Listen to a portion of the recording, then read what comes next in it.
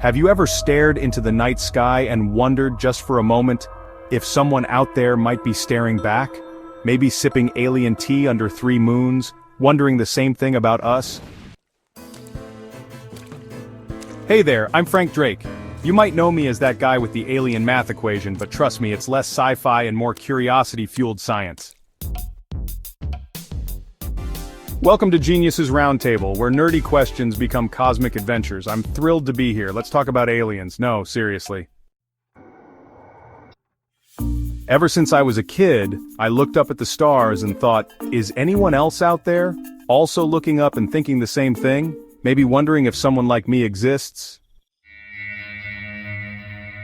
That curiosity followed me into adulthood like a loyal golden retriever. Eventually, it led me into astronomy and radio science. In 1960, I kicked off Project Ozma, the first scientific attempt to eavesdrop on intelligent life from beyond Earth. It was the most high-stakes game of cosmic hide-and-seek you could imagine.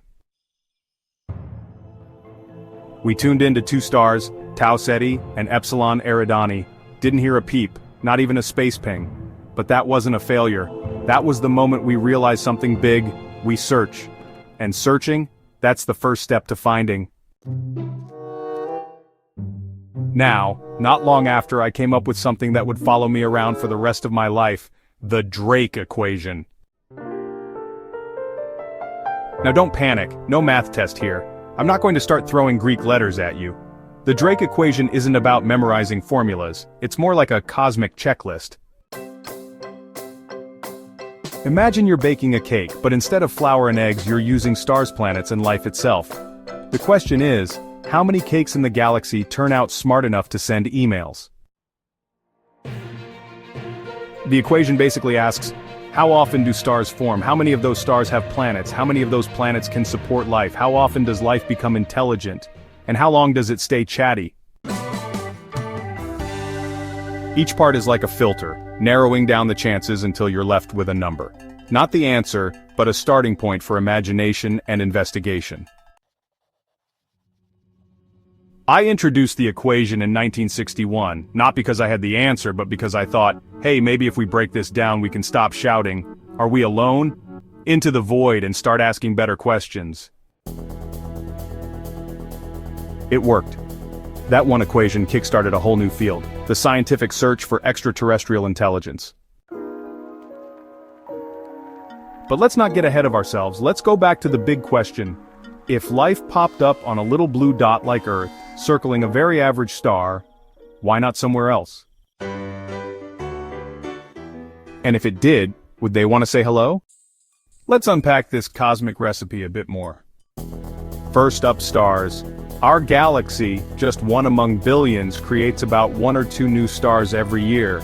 Think of it as the universe's slow-motion popcorn machine. Now, how many of those stars have planets? Thanks to modern telescopes like Kepler and James Webb, we now know the answer is most of them. Turns out stars love company. Who knew? Then we ask, how many of those planets are in the Goldilocks zone? Not too hot, not too cold, just right for life as we know it? Spoiler alert, billions. Yep, with the B. So far so good. But here's where things get murky. How likely is life to actually start on a planet, even if conditions are perfect? On Earth, life showed up pretty fast, like uninvited guests at a party fast. But we don't know if that's normal, or if we just got absurdly lucky. Then comes the big one, intelligence. I mean, we like to think we're intelligent, but dolphins, octopuses, crows, they'd like a word. Evolution doesn't guarantee smart civilizations. It might just favor things that can eat, reproduce, and not trip over their own feet. But let's say intelligence arise, what then? Well, now we're talking tech. Civilizations that can send signals into space, like us, shouting into the void with radio waves and hoping someone answers. But here's the kicker. Even if a civilization starts broadcasting, how long do they keep it up? Maybe they blow themselves up. Maybe they switch to encrypted TikTok signals we can't decode. Or maybe they just lose interest and go full space hermit. This is the final piece of the puzzle. The average lifespan of a chatty civilization. So when we put all these wild guesses together, we get another question. Why haven't we heard anything? This silence, the eerie cosmic kind, has a name. And in part 3, we'll dive into it, the Fermi Paradox. So, silence. A whole galaxy's worth of stars, planets, possibilities, and not one alien mixtape, not even a cosmic voicemail. What gives? Enter the Fermi Paradox. Named after physicist Enrico Fermi, who once asked, during a casual lunch with colleagues, "Where is everybody?" It's a good question. If intelligent life is common, shouldn't the skies be buzzing with interstellar hellos? One possible answer, the Great Filter. This theory says there's some big, nasty obstacle that stops life from reaching the intelligent space broadcasting stage. It could be at the beginning, maybe life itself is super rare, or it could be later, maybe civilizations tend to destroy themselves before they can phone home. And here's the terrifying twist. If the Great Filter is ahead of us, not behind, well, let's just say that's not great news for Team Humanity. But wait, maybe the universe is full of advanced life. Maybe we just haven't noticed because they don't want us to. This one's called the zoo hypothesis. The idea is, aliens know we exist, but they're avoiding contact to let us evolve naturally, like galactic zookeepers.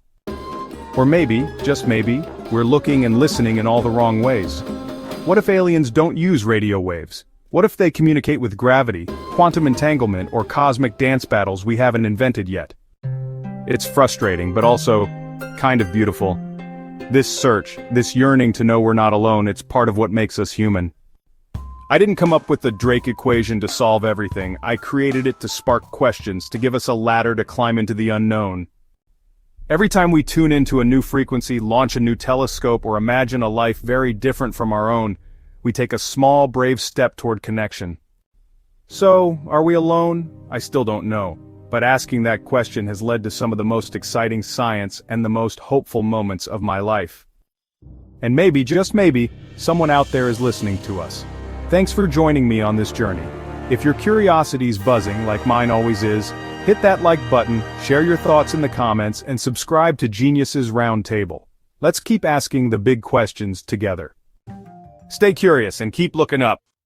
If you enjoyed this video, join the Geniuses Roundtable, hit that subscribe button, and don't forget the bell so you never miss out. And hey, if you're on Instagram, give us a follow too. Geniuses Roundtable is just getting started.